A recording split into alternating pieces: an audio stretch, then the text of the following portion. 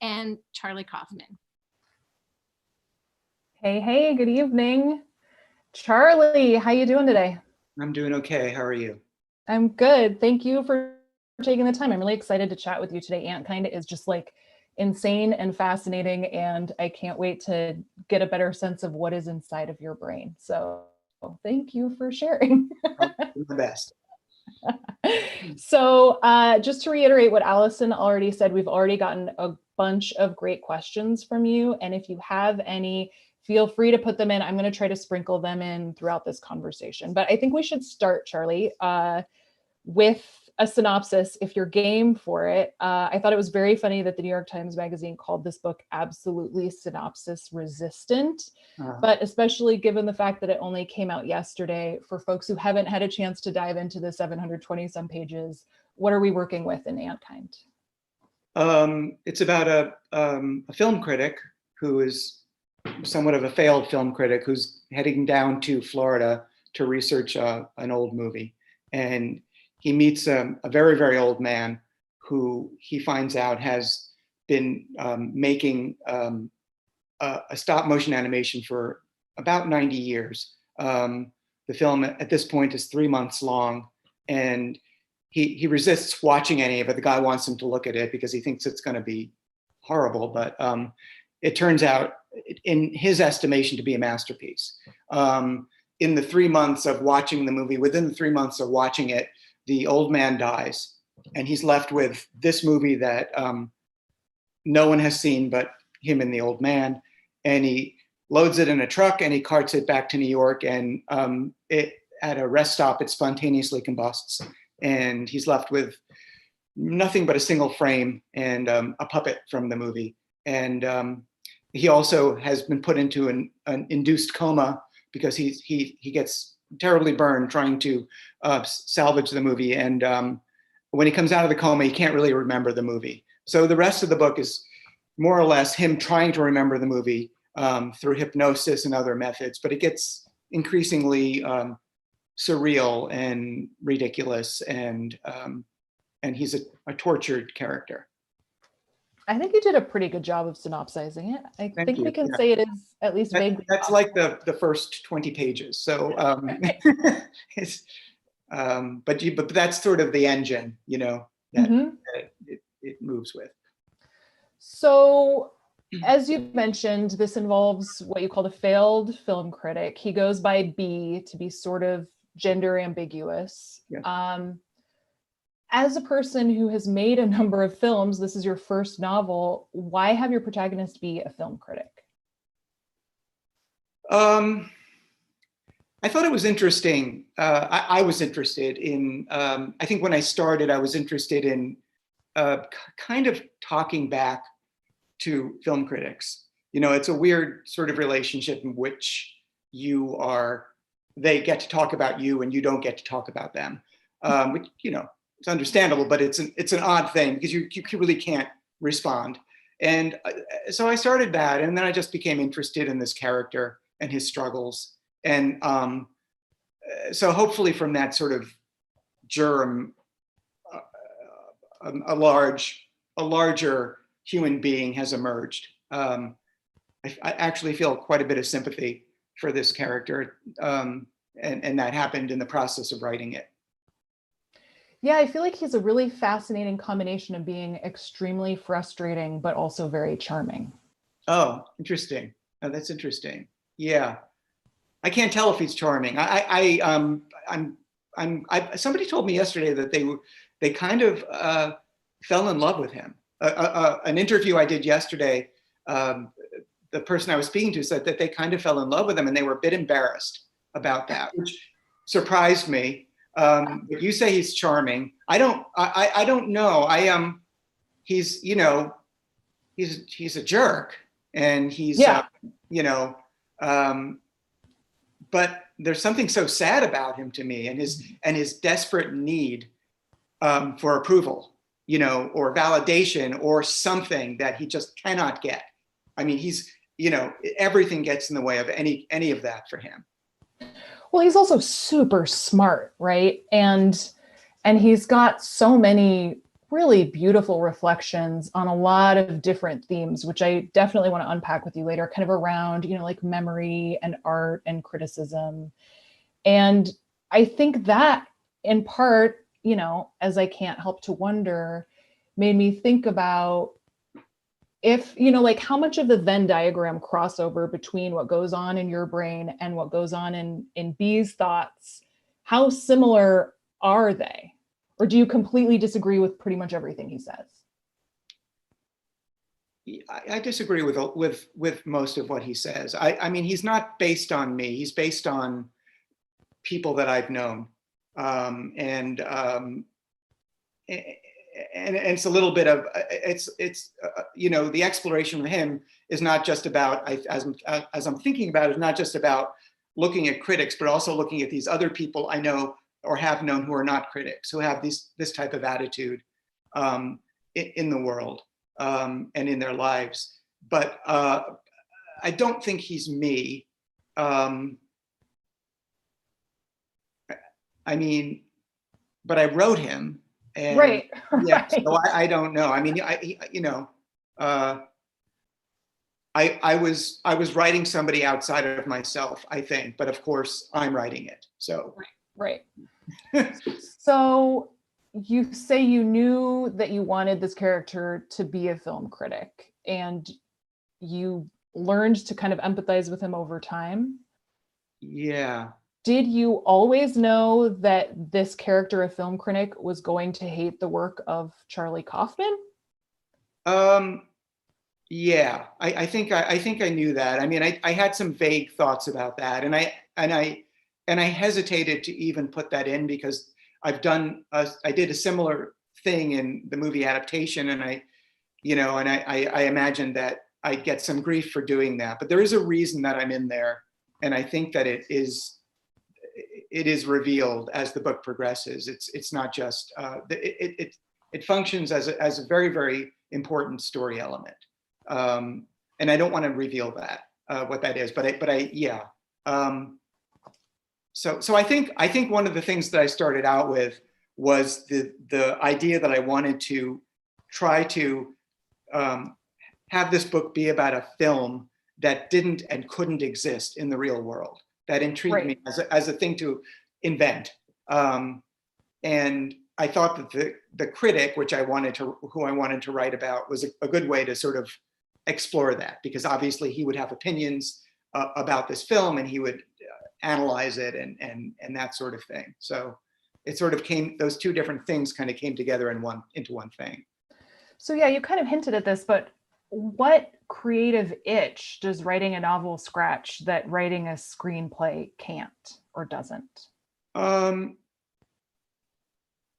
don't think in actuality really anything. And practically, I was at a point in my career when I was offered this opportunity where I couldn't get things made. I was struggling. I'd made a movie in 2008, and I got this offer in 2012. And I'd written a screenplay that was making the rounds and had got some attention, but nobody wanted me to direct it, I think is what it came down to. And the movie business had become kind of conservative, and studios were making giant movies. And so what I could do practically in this that I couldn't do in a movie is A, I could do it. I was allowed to do it. And B, I could write anything I wanted. There were no constraints on what I was allowed to do. They basically said, do what you want. I gave them some vague ideas, some of the ones I just told you, and a couple more. And then they said, that's fine. So that freedom is something I couldn't do. But I don't think that there's really anything. I mean, there are different methods of getting at the thing in a movie and in a book, but I don't think there's anything you can do in one that you can't do in the other. So one question we had was if there are other, this was from Ezra, who's watching right now, are there other mediums that you're thinking about exploring? I mean, you've done so much in your career in terms of not only different kinds of films, but now this book. Yeah. Is there something else that you're really curious about trying, especially now that this book is out in the world?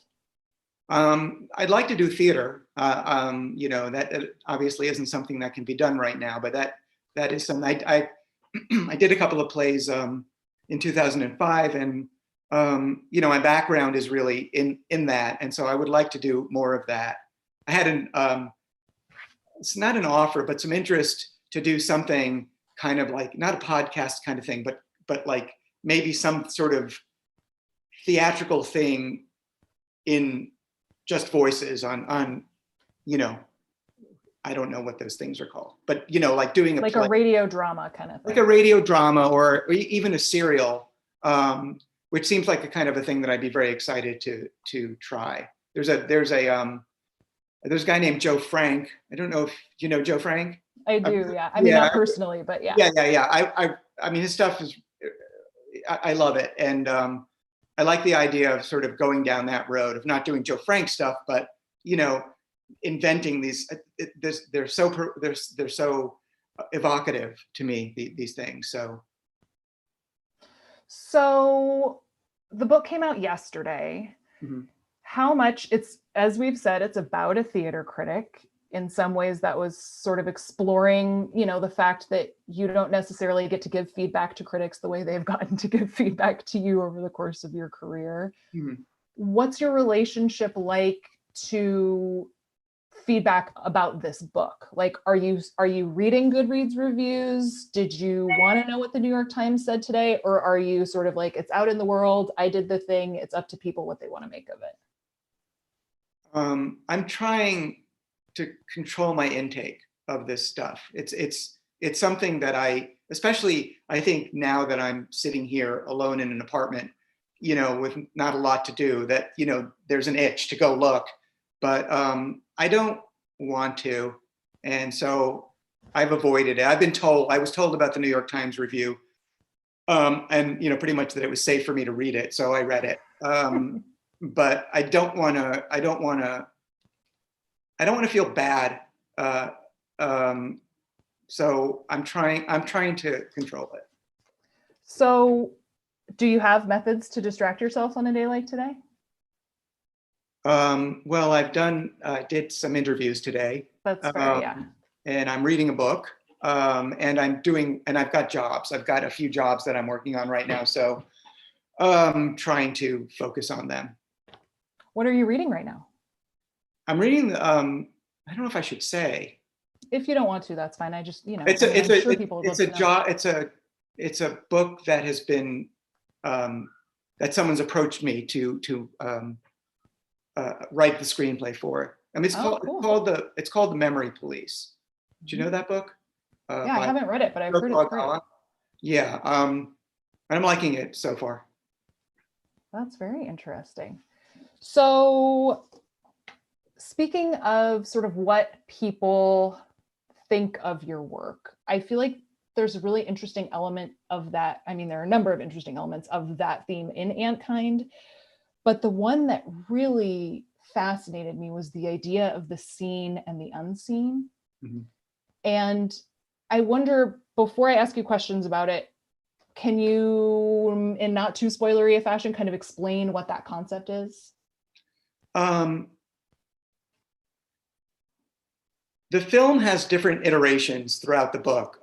It's remembered differently at different points, but the earliest description of the film by Ingo, who is the filmmaker, is that he wanted to make a film about people in the society who are invisible in the society, who are unseen. And he found that it was impossible to make a film about people who are unseen if you are allowed to see them. It changes your relationship to them. Somebody said, and I can't remember who, that making an anti-war film is impossible. And I think it's kind of a similar sort of idea, is that once you focus on this, these people, they're no longer unseen. So what Ingo does, because he wants to respect them and he wants to give them their due, he animates them the same way he animates the stuff that's on screen, that will be on screen. He builds the puppets; they're beautifully constructed, but he doesn't turn the camera on them, so they're always outside of the frame. And he felt philosophically that was the way that he could honestly portray this aspect of society. So that's the idea. I just think it's such a beautiful concept. I think it's really interesting from the point of view of thinking about audience in any number of different ways, but also the idea of art and criticism, and whether art really exists if it isn't seen, I think is something else that you're addressing with that concept. Yeah. And I just think it's really gorgeous and interesting to think about. Oh, thank you. Yeah, I mean, I do have that in the book. The question of, I mean, a piece of work doesn't exist in its fullness without the viewer or the reader or the watcher. It does. I mean, that is the process by which it becomes complete, is that it goes into a person's brain and it resonates in their brain the way it resonates with that person. So that is something I believe. Well, and there's also a really beautiful quote from a critic, George Jean Nathan. Do you remember it off the top of your head? I wrote it down. Can I read it to you? Yeah, please. It's a long book. Criticism is the windows and chandeliers of art. It illuminates the enveloping darkness in which art might otherwise rest, only vaguely discernible and perhaps altogether unseen. No, I just thought it was really beautiful. And I don't know, I think it's, especially for someone obviously who has kind of a complicated relationship with critics, as you rightly should, I just thought that it was, some of those notions I just found to be really lovely and interesting. I mean, I like the idea of criticism. I had this discussion with the journalist the other day. We ended up having a debate about criticism, and I told him that I had read that, I think it was the artist and critic Robert Henry said that a critic should never write about anything that they don't love.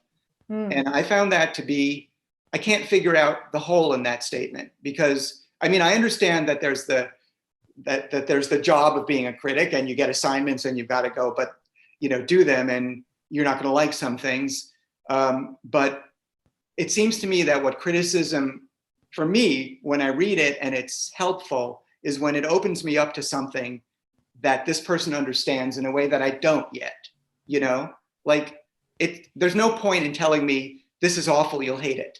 Mm-hmm. Unless I'm trying to figure out what movie to go to on Friday night. I don't need that, but if you write about something that moves you and you're able in the process to move me, that's an artistic and creative achievement of its own. So I mean, and I'm all for that. I mean, I love that. And I've been helped by that.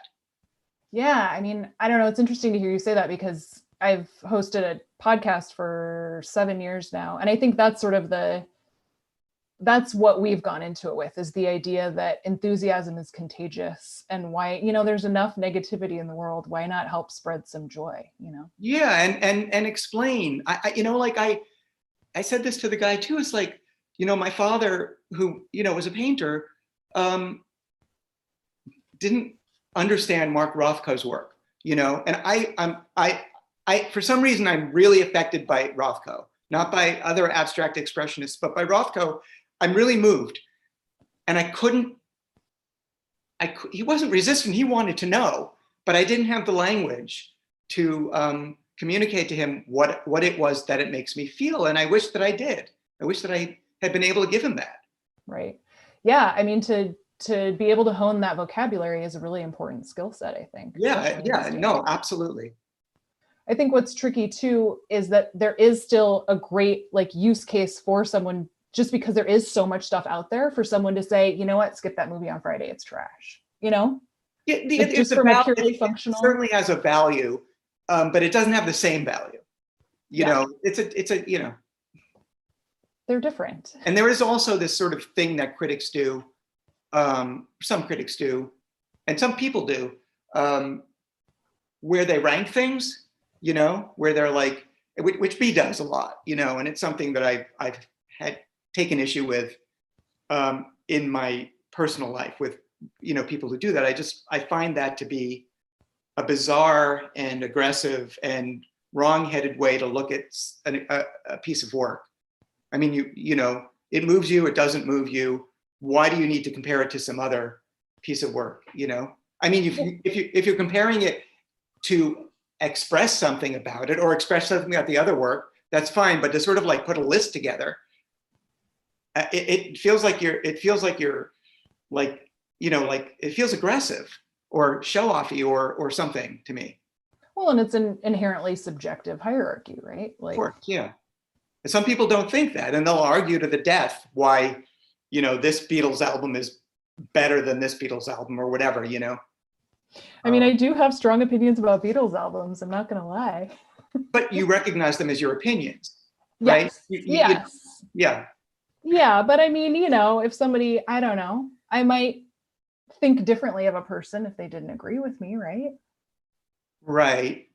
Yeah, I guess I don't have, I maybe picked the wrong example. I don't know that I have strong opinions about them. That's fair. So one thing I was thinking about as I was reading Antkind and reading interviews you've done in the past is the idea of, it's something Ann Patchett has talked about. She's an author, and she kind of says that like every storyteller kind of has like 52 cards in their deck, and you can shuffle the cards, but like those are the cards in your deck. And I thought it was really interesting kind of thinking about the work that you've done. And I just wondered if that concept resonates with you, and if there are any particular cards that you find yourself pulling out of the deck more often than others. I mean, I recognize that there are things that I've used before. I think they come about honestly, you know. I don't think that I'm like, it's not like a bag of tricks. Okay, I'm going to stick a doppelganger here, you know. It just, but yeah, there are things that I'm drawn to. Interestingly, one of the things that people say I'm drawn to is puppets, and because of being John Malkovich, but then because of Anomalisa. Mm-hmm. And the thing that I try to explain to people about Anomalisa is that Anomalisa was a radio play that I wrote, and a friend of mine who owns a stop motion animation company came to me and asked me if they could make it into a movie. So it wasn't like my idea. In fact, I was resistant to it because it was designed to be not seen. So, you know, and then I think that when I decided that Ingo would make a stop motion animation with puppets, the reason I did that was because I needed him to do something completely alone as a filmmaker, because no one else could have seen this movie according to the story that I wanted to tell. And so it had to be, the only thing I could think of was animation, that's something you could do by yourself. So, but yes, I mean, I have doppelgangers. I know I appear in two things. There's a kind of recursion thing that happens a lot in my work. I'm sure there are many others. You know, I guess you could say that there's a kind of neurotic character somewhere or other in the things I do. But I don't know. I don't like to think of myself having a bag of tricks or 52 cards that I can use. I mean, I hope that I can grow and find other things. But I also don't think that I should not use something that works in a piece to prove to people that I can. Like, right. That's separate from the work I'm doing. You know, that's really outwardly directed kind of stuff. So I know I'll get grief for it, but I make that decision anyway because I need it. Well, and I also think it's not even necessarily about a bag of tricks, but just like themes throughout your life that resonate with you for any given reason, you know? Yeah, I mean, there probably are. I mean, I think my characters tend to be lonely and isolated and neurotic. Yeah, I you know, feel like I see a lot of longing in this one. a lot of longing, I think, in almost everything I write. I think a lot of questions about mortality, time, Memory. memory, a lot about memory. Yeah. So yeah. So let's see, let's do another question from the audience. This one is kind of fun. Lucas was wondering, and this is kind of along the same lines that we were talking with, I think. Lucas talked about how in a lot of interviews and in a lot of your work, you're talking about or dealing with things that you are struggling with, things that are difficult in your life, things that are challenging. And he wondered if there's anything these days that's bringing you joy.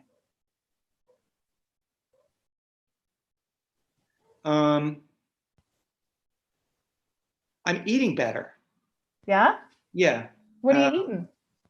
I'm just eating healthy food, and I'm preparing it. I've sort of been a person, you know, especially when I've been by myself, who kind of orders out and goes out. And but when this whole thing happened, and that wasn't possible, and the time that it happened, my daughter was staying with me, and we started cooking, and she's gone, she's left now, but I've continued doing it, and I feel better doing it, and I feel like I've accomplished something when I cook a meal, and so that's good. And then, like, the thing that happened when we were first stuck here together is that we started dancing while we were cooking, and I've never done anything like that before. But we put on music and we dance in between stirring the stir fries or whatever it is or chopping or whatever we were doing. And that was really fun. Sometimes we'd stand in the window. You can see the street from here, and think that maybe people could look in and see us, and that kind of gave us great pleasure, although they probably didn't or weren't able to. Speaking of seen and unseen, right? Yeah. And the idea lovely, also that I wanted to be seen, like that, like that is not like me at all. You know, completely self-conscious, and the idea that I'd be dancing in a window seems very much not like me. But other than that, no, there hasn't been that much joy. Well, I don't know. I mean, those are two pretty good things. They were good things. Yeah, they were anyway. the things that came to mind. Yeah, I don't know. As my therapist talks about how cooking is a great example of mindfulness. Yes. Because you're just like focusing on the task at hand, and then that task is to nourish yourself, which is like that's actually really beautiful. You know? It is. I agree. And you get to enjoy it. Afterwards. Yeah. You go through the preparation, and then you get this treat for it. Yeah, I think you should give yourself more credit than you are, Charlie. That's all I'm saying. I will do that. So you've talked about this a little bit, but with Antkind, did you know where you wanted to end up with this book, or did you have kind of a couple premises and then just like saw what happened? Yeah, and it's the way I almost always work, and it's the way I prefer to work, because what I believe is that when I start on a thing, I don't know anything about the subject.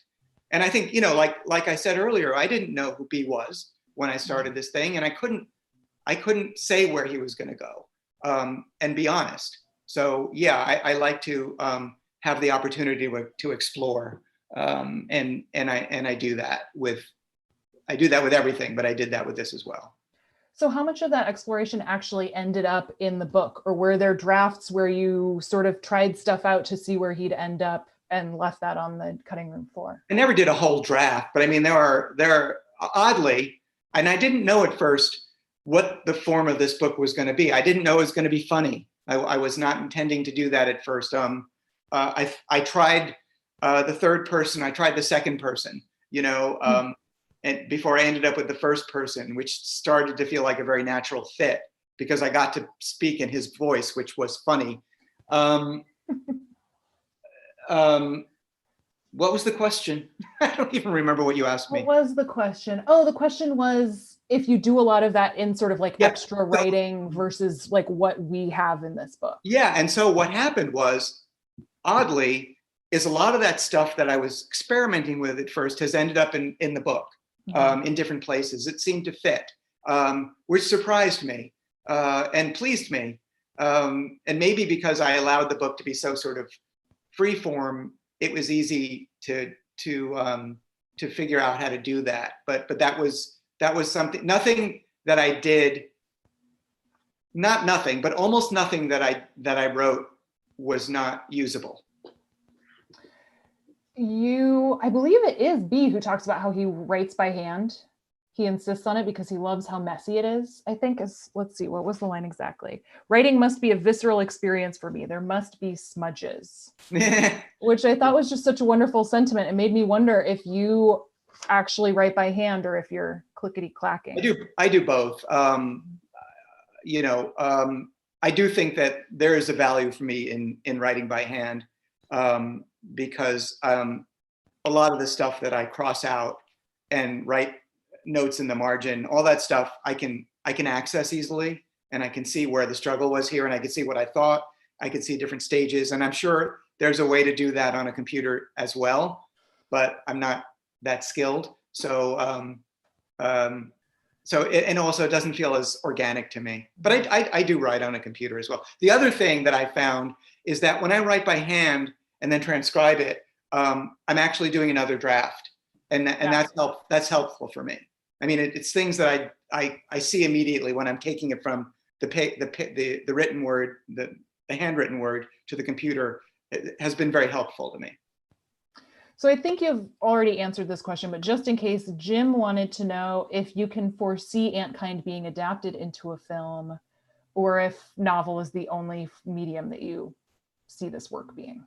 I mean, when I started out, I wanted to write something that could not be made into a film, but now that I started so long ago, and now that they've got these streaming services, I think it could be a limited TV series. I don't know how to do it. I mean, I've thought about, like, how would you do this? And I feel like there's so much that's ambiguous on the page that you would have to make concrete in a film, that I worry about that.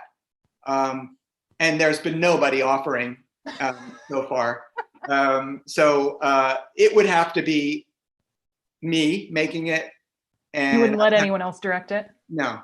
And I would have to be certain that I knew how to do it before I would take it on.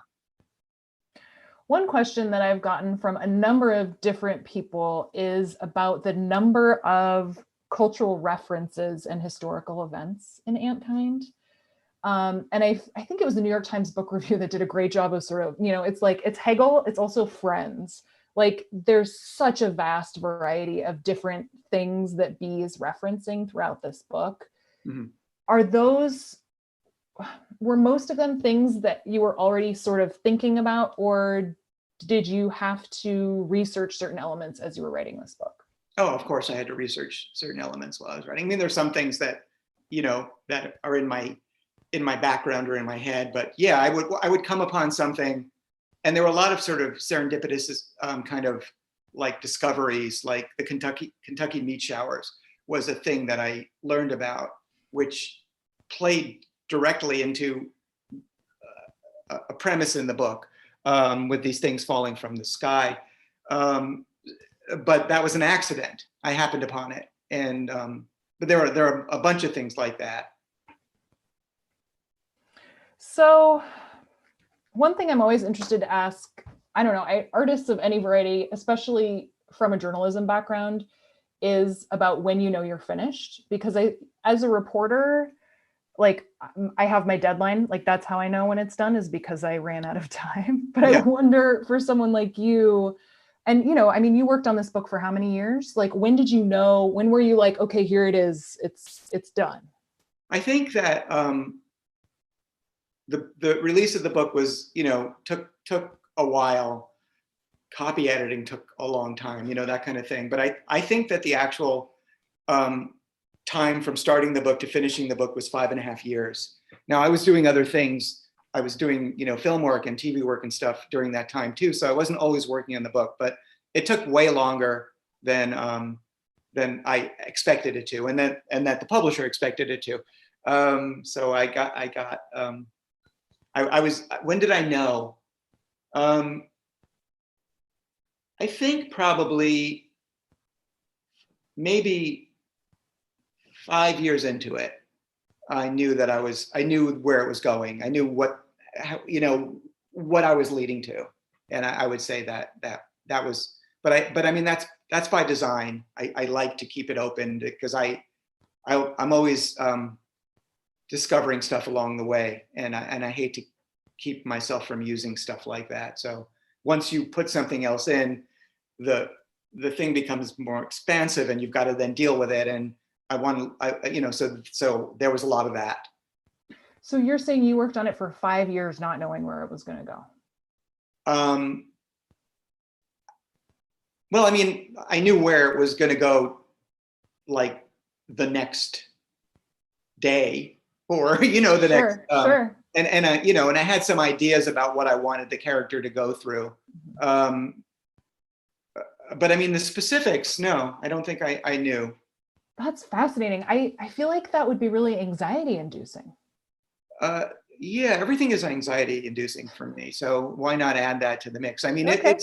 it's scary, but it's fun for me to like if I come up with something that I think is funny or exciting or novel, that makes it worth it to me. And I have to sort of trust that I will going into something, because you have to trust that you can't embark on something like this. I mean, you can be scared that you're going to fail, but you have to trust that, something will come of it, whether or not it's a failure. Well, and I imagine then that the like unanticipated joy of discovery when it does come has to be pretty satisfying, right? Oh, it's great. Yeah, I like it a lot. And sometimes I discover things that I think are great, and then I find out that they're not, upon rereading. That happens too. But there's stuff in there that I discovered that I'm happy with. And you'd say that process is similar for you with film too? You just kind of see where it takes you. Yes, as much as I can. I mean, even when I'm doing, I just adapted a novel that I directed, and is going to be it is a movie, but it's going to come out in the fall. Yeah, I mean, even though there was a structure and there were characters, I gave myself the freedom to, within that framework, to explore different ideas that were interesting to me, that I thought would be helpful to the piece. One question I saw on Twitter that I thought was really interesting is, given the fact that music is such a big part of your films, are there any albums that you would recommend for someone to listen to while they read Antkind? No, I don't listen to music when I write, ever. I know a lot of people do. I'm not able to do that. And so, no, I don't, not offhand, I don't have anything. Okay. Sorry. Well, can I just say Beatles Revolver then? We can just go with that. Well, that's not their best album though. What other books do you think Antkind is in conversation with? Oh, I don't know. Or do you prefer to think of it in a vacuum?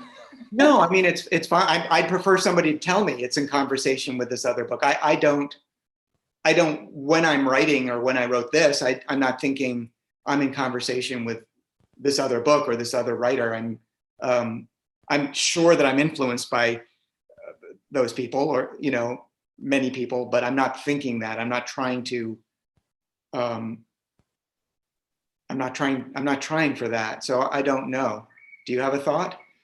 I mean, I've seen a lot of comparisons just in reading reviews to, Pynchon or David Foster Wallace or even Kafka. Those are sort of the three, I think, that keep coming up in what I've seen. Well, I mean, Kafka is a very big influence in my life, and so, but I don't feel like in conversation. I don't know what that means exactly, but it seems to me to mean I'm responding to Kafka somehow, right? And I don't think I am. I mean, certainly was an influence on my thinking, but I wasn't. That wasn't in my head. So you mentioned Kafka. Are there other, I wonder what kinds of stories by other people you like to spend time with, especially these days? Reading has been really difficult for me these days. So I haven't been doing a lot of it. And I've been starting things that I haven't been really able to get into or finish. So, what the question is, what stories? Yeah, I mean, I don't know. I think too, like, you know, is there, like, my great grandmother read Alice in Wonderland once a year, every year until she died. You know, are there books like that even that you find yourself going back to, and even, you know, if you've changed as a person over time, there are still resonances in a given person's work that just really strike tones for you?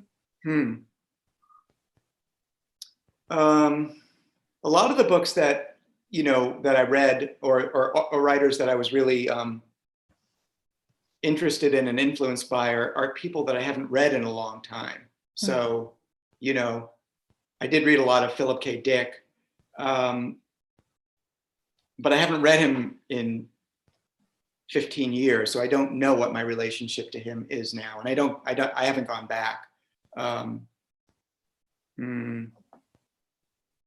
Nothing jumps out at you anyway? No, not really.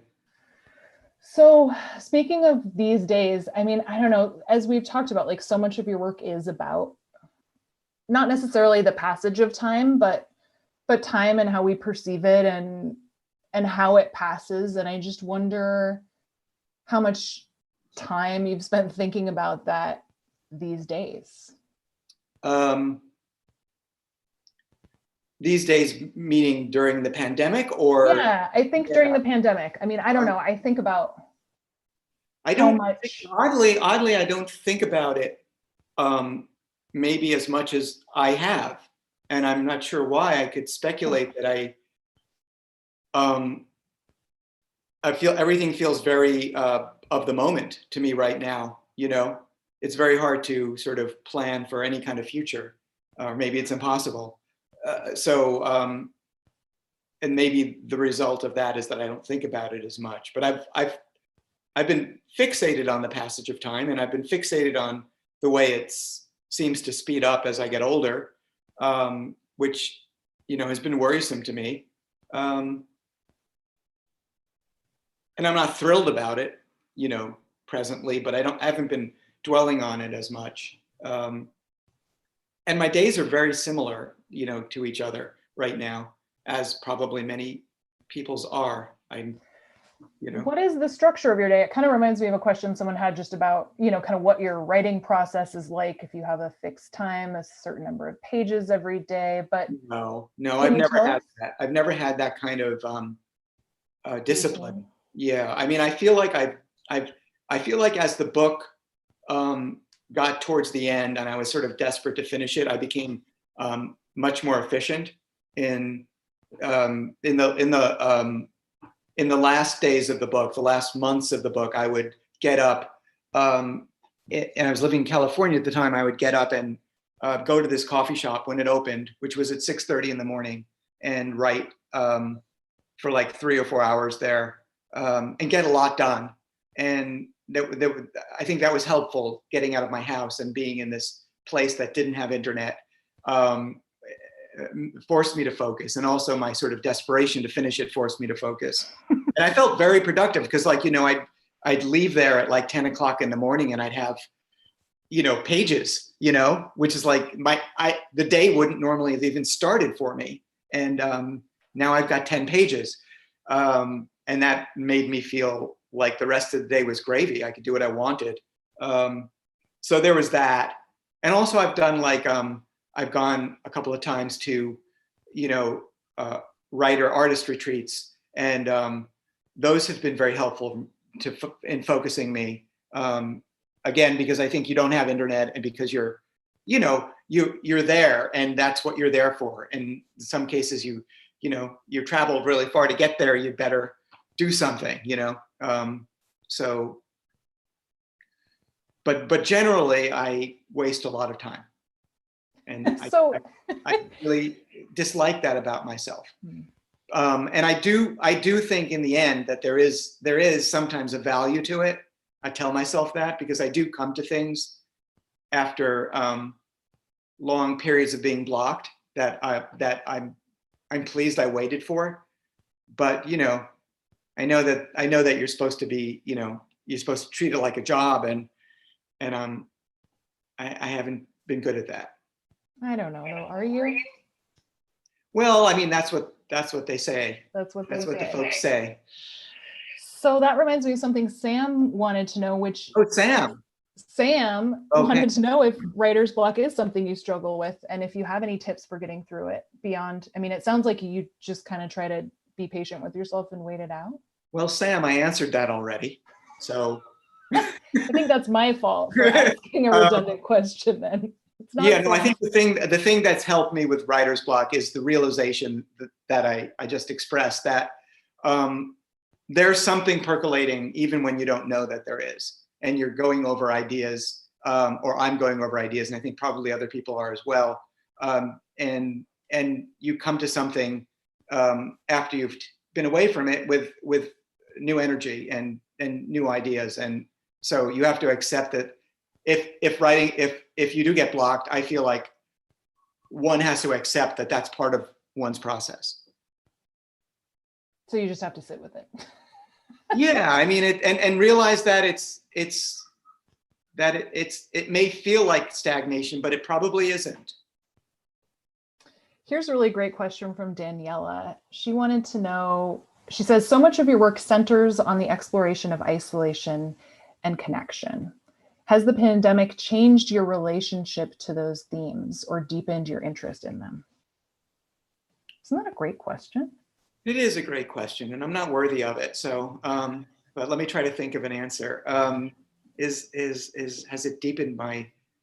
Well, I'm certainly spending a lot of time alone, and I spent a lot of time alone before, but I had the option of going out to coffee shops or that kind of thing. And it's different when you choose not to do it, I think. I mean, I've found that for myself. And even leaving the apartment now, which I do, and I go for walks. But there's a stress for me attached to it. I'm worried about social distancing, and I have to kind of wear this mask thing, which is, makes it less pleasurable. I do it anyway, the walks, but there's an anxiety. It's not like I used to walk to work. I used to do a lot of thinking walking, and now I'm just kind of like, barreling through, trying to get the miles in that I want to get in, and swerving to avoid people and all that stuff. But I don't know, has it given me a new relationship to isolation? I guess I appreciate the opportunity to be around people now more than I mean, I don't know. I can think of, hearing you talk about dancing in your window and wondering if people see you like that, and the fact that you would never have done that before, I think is kind of an interesting example of that, actually. It is true. It is true that is true. And also not being concerned, and this is maybe a product of wearing the mask, but not being, I have less concern about what I'm wearing. Not that I was ever like a clothes source or anything, but I don't, like, no one's seeing me anyway. Yeah. Just like this blob on the street. So like one of many. So I don't think about it. And, and I have a kind of like a self-consciousness about the way I look, which, I'm totally obscured, and that's not an issue anymore. But yeah, I do miss not being nervous around people. I think that that's a real thing for me. And I wonder if I'm going to get over it, if and when this thing changes, if I'm going to still have that lagging, nagging sort of feeling of don't breathe on me, Yeah, I wonder about that too, and because at this point, if I'm walking down a city block and I see 3 people on the sidewalk on the same block as me, I'm like, oh no, what am I going to do? Yeah. I guess I'll walk in the street. I hope my dog's okay with that. But then to think about, if there is a future where there are more people, am I going to be able to recalibrate to that, or am I still going to be freaked out all the time? I don't know. I have a feeling that people are going to be freaked. Well, some people, the people who are freaked out are going to be freaked out for a while. I think the people who aren't freaked out are not going to be freaked out because they're not already freaked out. So they'll be fine. Here's a super random question from someone who called themselves Chief Barrel Belly. Okay. What is your favorite sandwich, and would you consider making a movie about it? Um, I don't know what my favorite sandwich is anymore. Interestingly, I've become somewhat of a vegetarian during this process. So, which is new. Is it partly because you're cooking for yourself? It's entirely because my daughter is a vegetarian, and I was living with her, and we were cooking stuff that we could eat. But I felt good about it, and I didn't eat a lot of meat before, but probably my favorite sandwich would have had meat in it before. So now I have to rethink that. I don't know. I mean, the answer is I don't know, and I will not make a movie about it. Okay, those are great answers. So, are you going to write another book? I hope to. Yeah. That's the plan, but we'll see.